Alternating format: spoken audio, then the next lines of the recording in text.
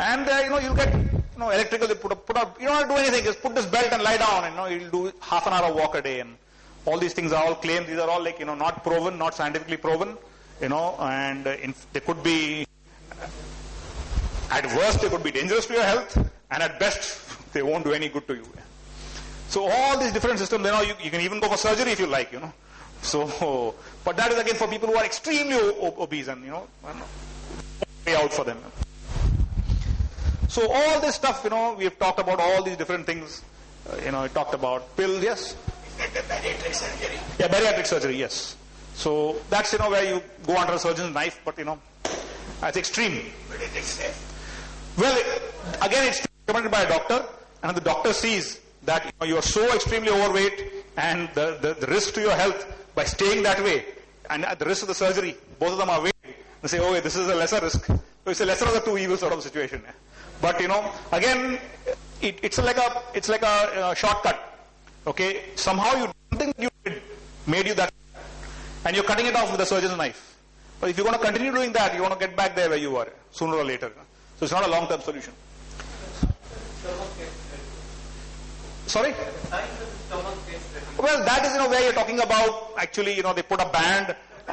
Yeah, they put a band. There are many different ways, but those are for absolutely people who are extremely obese. And I'm not really trying to address that. I'm talking to people who are moderately overweight or 10, 15 kilos, 20. Not somebody who's 150 kilos or something like that. What you see in the movies. So anyway, what I'm going to talk about is, but if you wanted to go in for that, I'm not the right person to talk to you about that. I'll focus my talk on what I'm proposing, what we are proposing rather. So we need a system to lose weight. It should have certain characteristics. The first thing is, I think it should have no portion restrictions. So it should allow you to eat to your heart's content, 3 meals a day. Because we are looking at something which is sustainable.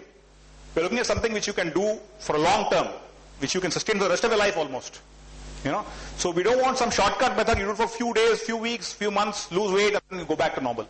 So the first thing is it can't have portion restrictions. If you have portion restrictions, you're going to be forever hungry and forever thinking about food, and it's going to cause a problem. Second thing is, it should, even though it's a diet and it's a restricted diet, it should be giving you all the nutrients you need. We have looked, we need protein, we need carbohydrates, we need vitamins, minerals, calcium, magnesium, so many things. So that whatever diet we are prescribing, it should give you all those nutrients, because otherwise it will achieve weight loss at the cost of your health. So it should have all the nutrients, but the trick is the calories should go down. It's actually a simple mathematics, Approximately 3,600 calories equals 1 pound of body weight, 454 grams. So if you want to lose 1 pound of weight, you need to spend 3,600 calories more than you consume. So every time you spend 3,600, your daily calorie intake is there and your daily expenditure is there. You subtract that, hopefully the expenditure is more than the intake, and the moment that number goes more than 3,600, there you lost 1 pound of weight. So what we want to make sure is that the food that you're having, it should fill your stomach, you should be comfortable, created, it should give you all the nutrients at the same time that you need for your health, for your growth, for your body. At the same time, it should not have that many calories, so that it is able to, reduce the amount of calories you're taking in, and therefore result in a weight loss. The next thing is a psychological thing. It shouldn't be a diet which makes you feel deprived. I'm losing out on everything, and then, you're going on feeling the urge, and then one fine day, something cracks, and then you go ahead and you have whatever it is that you want to eat, So a diet which is based on deprivation and say, you can't eat this, you can't eat this, you can't eat this, without giving alternative substitutes, again, is going to cause some sort of. So we want to have a system which doesn't make you feel that you're, missing out on all those things. The funny thing is, the system that we are proposing, it cuts out a lot of things in the diet. There are a lot of substitutes and alternatives. And once you're on the diet for a long enough time, your taste buds get reoriented and you don't miss those things anymore. Another important thing is, whatever system we're proposing, it should be able to fit it into your lifestyle, your current lifestyle. So supposing you're a office-going person, you go to office, you get up early morning, catch a train, go to work, or whatever it is. Or you may be having a sedentary job, you may be having a job involves travel, you may be having an outdoor job, you may be having a computer job, whatever, you are living in a city, living in a small village, living in a town. I can't tell you, you go and do something very specific, go and get this kind of a treatment done at this particular guy, or buy this particular kind of food and have this every day, It has to be work, it has to be something which will fit into your lifestyle. There will be changes, of course, without doubt, but it has to be manageable. It shouldn't cost too much of money, So I shouldn't tell you, you go buy this thing which costs, 5,000 rupees or 1,000 rupees per day, and then you have this, or you have asparagus, or you have avocados, or you have some, high-tech, high funda stuff which is very extremely expensive. And, yes, your body lose weight, your wallet also becomes lighter. So that's not what we don't want to go into that way. And the important thing, like I said, it has to be practical and sustainable over a long term.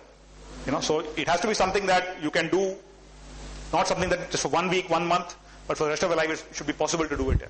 And that's, if you have all these other characteristics, if you meet, it's possible. And finally, of course, it has to be safe. It shouldn't be something which is putting your health at risk. It should be preferably something which is scientifically tested. It's proven. If you go to your doctor, and explain the whole thing to him, there won't be a problem. So this is the kind of system that we are proposing, which will help you to improve your health and lose weight. Actually, to tell you the truth, the weight loss is a side effect. The main thing is your health is going to improve. And the weight loss you get is a byproduct. It just happens along the way. So I'm going to present now to you a 10-point plan, which is what we propose. And this 10-point plan is a weight loss plan. It's basically a diet. It's a plant-based diet. It's oil-free to the extent possible. I mean, we can't do 100% oil-free because, we don't eat. If you cook all your meals at home, or ask your wife or mom or somebody to cook it, it's possible to have an oil-free food. But, we go out, we eat at restaurants, we eat in the office, we eat out. It's not possible to eat a 100% oil-free diet, but at least at home we need to keep it oil-free. And whole foods. Again, to the extent possible.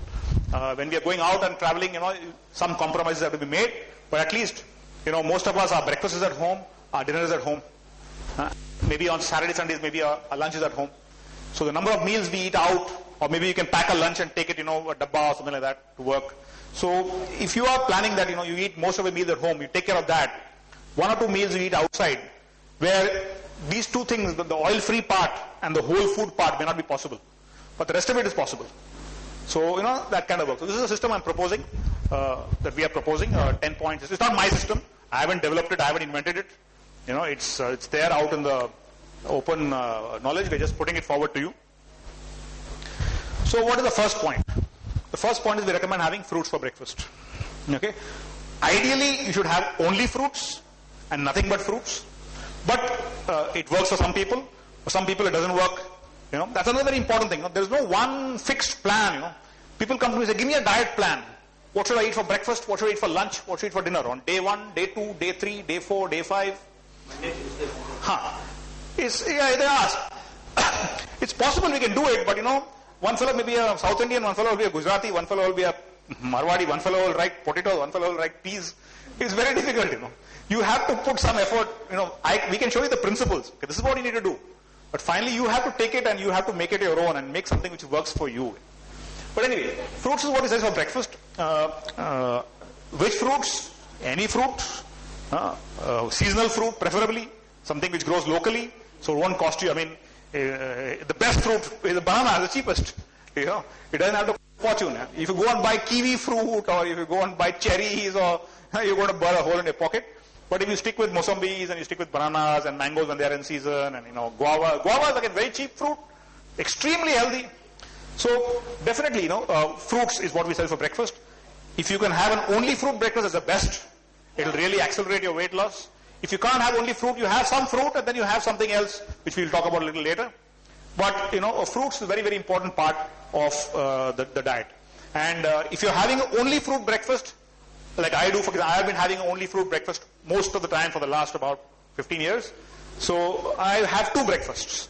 So I have one in the morning at about 8:30, 8:45 before I leave for work, 8:30. And then at about 11 o'clock, fruits are very light, so they get digested quickly, within half an hour, if you have fruits on an empty stomach.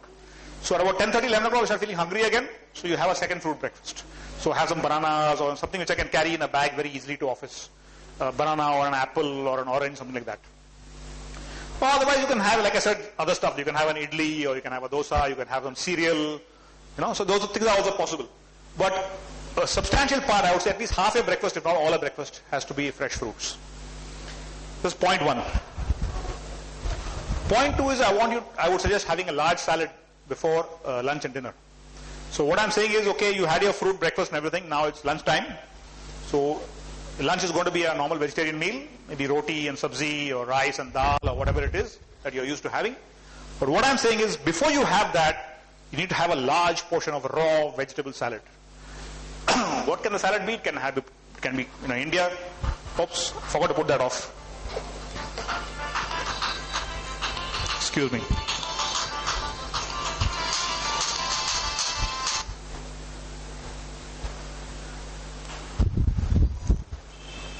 So you need to have a large portion of vegetable salad. The salad can have, cucumbers, tomatoes, maybe little lettuce if you can get, or you can have some sprouts in it, or you can have a little bit of cauliflower, or little radish, little onion, whatever, vegetables you can get around you, whatever you can have raw. But it has to be a large portion, I'm not talking about one piece of cucumber and one piece of tomato. I'm talking about like a great big portion of salad, a huge raw portion.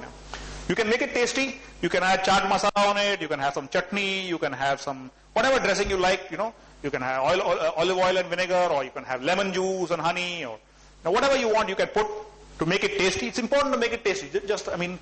After some time, for a long time, if you go in the system, it's possible to have a raw salad like that, plain. My wife does, but I like to have something on top. So you can put some chutney, sambar, yeah. No mayonnaise. Yeah, no mayonnaise. We'll come. What you can put on the salad, we'll come to a little bit later.